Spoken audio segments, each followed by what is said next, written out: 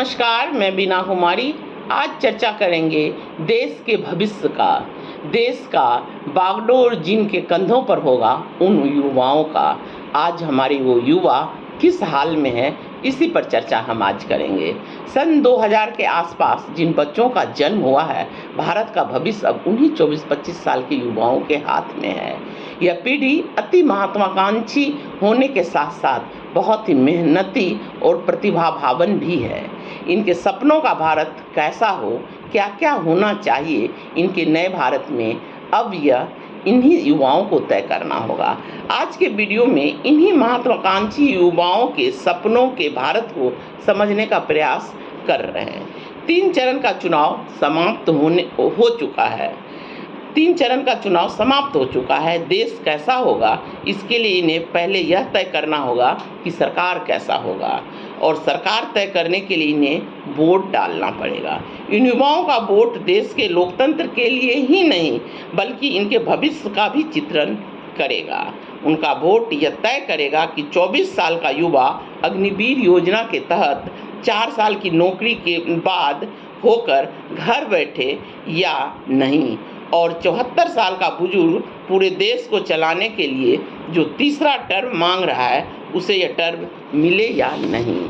आज सबसे ज़्यादा रोजगार की ज़रूरत इसी 24-25 साल के युवाओं को है, जिसके लिए पूरी ज़िंदगी पड़ी है। पर ये युवा आपको जोमेटो, स्विगी, मैकडी आदि में डिलीवरी बॉय के रूप में काम करते हुए मिल जाएंगे। ये वही युवा है जो आपको किसी भी सरकारी दफ्तर में ठेके पर काम करते हुए नजर आएंगे।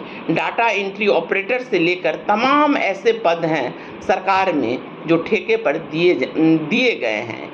इन युवाओं को ही तय करना पड़ेगा कि ये ठेके पर काम करना चाहते हैं या नियमित पक्की नौकरी चाहते हैं। इनके लिए इनको व्हाट्सएप यूनिवर्सिटी के गलगोटिया क्लास से निकलकर बोर्ड का जोट करना पड़ेगा। दुनिया का सबसे बड़ा एम्प्लॉयर भारतीय रेल और दूरसंचार विभाग था, जिसमें लाखों लोगों को नौकरियां मिलती थी, पर ये संस्थानें आज दम तोड़ रही है। अगर ये संस्थानें नहीं रहेगी तो युवाओं को नौकरी कौन देगा। ठेके पर काम कर रहे युवाओं से जब आप मिलेंगे तो आप और हम सब को शर्मिंदगी का एहसास होगा। इनमें से कोई बच्चा बीटेक है, कोई बीसीए है, कोई बीए है, तो कोई एमए पास होता है, पर ये बच्चे 15,000 रुपये महीने की नौकरी कर रहे हैं, जिसमें से हर 2 साल पर ठेकेदार बदल जाता है। फिर नए ठेकेदार के पास नई नौकरी के लिए 2 से 3 महीने का वेतन के बराबर रिश्वत देना पड़ता है। आखिर सरकार के ठेके पर कर्मचारी रखने की व्यवस्था कौन बदलेगा। सरकार की नीति में परिवर्तन तभी होगा जब सरकार बदलेगी। इतिहास गवाह है कि हर देश में परिवर्तन की आंधी युवाओं के ही कंधों से निकली है।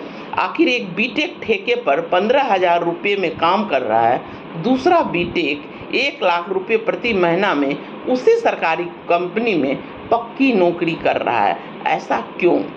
यह असमानता नहीं तो और क्या है। कौन तोड़ेगा इस बेड़ी को?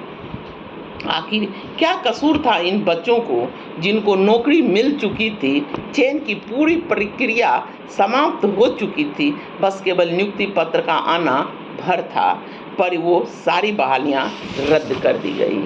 हिंदुस्तान में सरकार सबसे बड़ा नियोक्ता रहा है, पर यह सरकार लोक कल्याणकारी सरकार नहीं रहकर अघोषित रूप से पूंजीवाद की ओर बढ़ रही है, जिसमें 2 से 3 उद्योगपति ही देश के युवाओं का भविष्य तय करेंगे, अपनी मनमर्जी से रोजगार देंगे और अपनी मर्जी से नौकरी से निकाल भी देंगे। इन युवाओं को ही अपने सपने का भारत गढ़ना होगा। क्या वे अपने सपनों के भारत में बिना पर्ची लिखे हुए परीक्षा की संकल्पना नहीं रखते हैं? पिछले 10 साल में कोई भी ऐसी बहाली है जिसका पर्चा लीक नहीं हुआ है? कानून बनाने के बावजूद आज तक किसी भी सॉल्वर गैंग या पेपर लीक माफिया को सजा हुई है क्या? अरे जो सरकार आपको एक स्वस्थ, पारदर्शी और कदाचार मुक्त परीक्षा नहीं दे सकती है, आप उस सरकार को हिंदू, मुसलमान, पाकिस्तान, कांग्रेस के नाम पर अगर समर्थन कर रहे हैं तो आप अपने भविष्य के साथ खिलवाड़ कर रहे हैं या नहीं, यह आपको ही सोचना है। बच्चों, आपके कंधों पर देश का भविष्य है। सोचिए, अपने भविष्य के बारे में एक बार सोचिए और फिर वोट डालिए। नमस्कार, धन्यवाद।